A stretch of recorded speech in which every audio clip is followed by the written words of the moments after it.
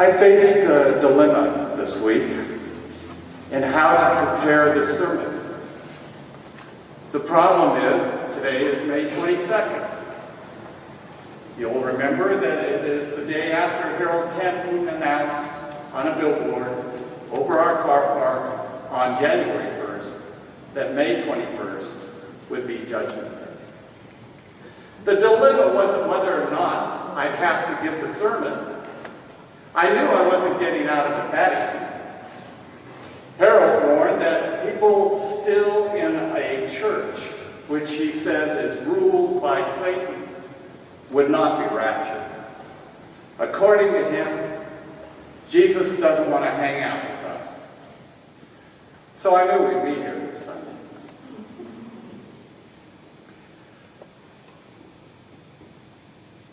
And I knew I had to prepare a sermon.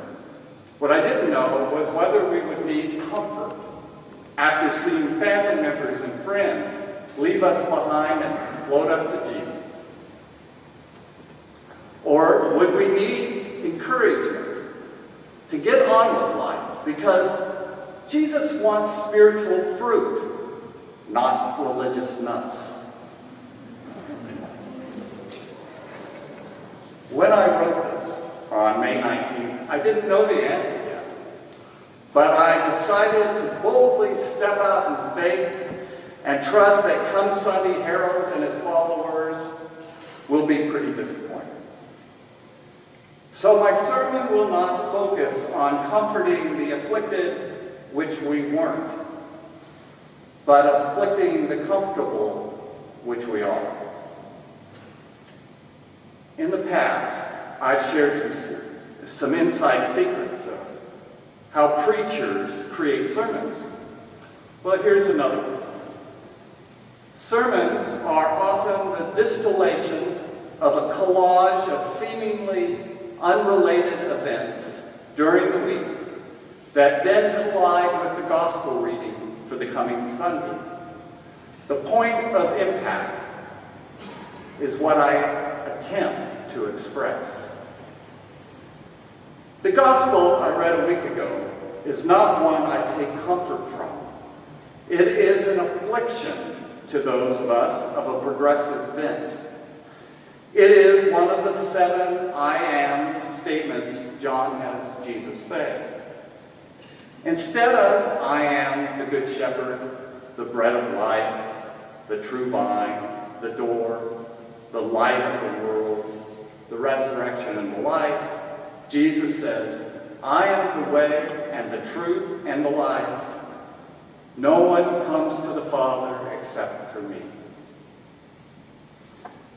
While John may have been trying to comfort his afflicted community of Christian Jews who had recently been kicked out of the synagogue for their beliefs, as Glenn explained last week, today many Christians use it as a weapon to afflict those who do not believe in Jesus or don't believe in Jesus the same way, or don't read the Bible in the same way, or don't talk about their faith the way they do. It is used obscenely to authorize who is worthy of hanging out with Jesus, who is worthy of being called a Christian.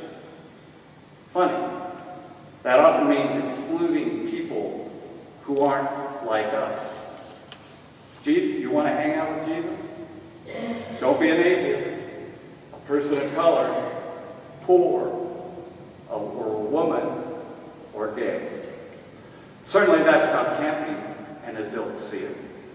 For instance, an increasing, yet way too slow acceptance of the gay, lesbian, bisexual, transgender community in churches is why, according to him, we were left behind if the rapture was yesterday. Sadly, it isn't just the religious nuts that see it this way. In my collage of experiences this week, I had a young man visit me to ask if I would be his partner in ministry. He testified to how Jesus had come into his life complete with photos and illustrations. He talked about his Every Nation Church and their mission to save the world by sending missionaries around the world to bring everyone to accept Jesus as Lord and as their Lord and Savior. I listened with my hand firmly placed against my jaw to keep my mouth from falling open. He came into the lion's den to pitch this. He was either very ignorant about who we are, or features of his anatomy are particularly large. When he finished, I told him with tongue firmly planted in cheek that it would seriously undermine his ministry if it got out that he was in partnership with me. He assured me quickly he wouldn't tell anyone. He left disappointed. What I didn't tell him is I'm already in partnership with a Christian ministry that is in the business of screwing up a large part of the world, the Anglican Church. I was reminded of that the day before when I was sent an article from The Guardian that pointed out how homophobic the British Commonwealth is. Its 54 member nations represent 1/4 of the world's nations and 1/3 of the world's population. 46 of them still criminalize same-sex relations in all circumstances, with penalties including 25 years in jail in Trinidad and Tobago and 20 years plus flogging in Malaysia. Several countries stipulate life imprisonment: Sierra Leone, Pakistan, Uganda, Tanzania, and Bangladesh. By my calculation, that means 84% of the countries in our Anglican communion deny basic human rights to our gay and lesbian brothers and sisters. These 46 homophobic Commonwealth countries account for more than half of the 76 countries in the world that still have a total prohibition on homosexuality. The Commonwealth has never come out in support of human rights of the GLBT community.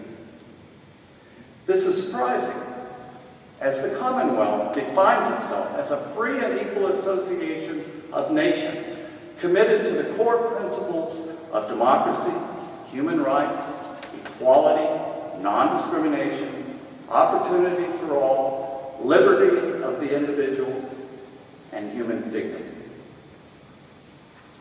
While these countries argue that their homophobic values are part of their authentic indigenous culture, that is not quite true. Anglican missionaries who opened the door for their colonization by the British Empire played a large part in instilling homophobia. True, they weren't always successful. Maori seem to have been resistant. Perhaps that is why New Zealand finally decriminalized homosexuality only a little over 25 years ago. But the damage was done, and we are still reaping the whirlwind. Here's a case in point. This week, I signed a petition, along with 1.6 million others, demanding the Ugandan Parliament reject a proposed law that would have imposed the death penalty on gays and lesbians and anyone who protects them. This law had both the explicit and implicit support of the Anglican Church in Uganda. Considering all of this, you might think I would have been pleased to receive an email from the bishop's office encouraging me to do what I had already done, sign the petition. And that I have been even more overjoyed to receive a subsequent email rejoicing that the Ugandan Parliament had defeated the heinous law. No. I was furious at the hypocrisy. While most of the Anglican community draws the line at murdering gays, lesbians, bisexuals, and transgenders, it still doesn't think they're good enough to hang around with Jesus. Only the American church thinks otherwise.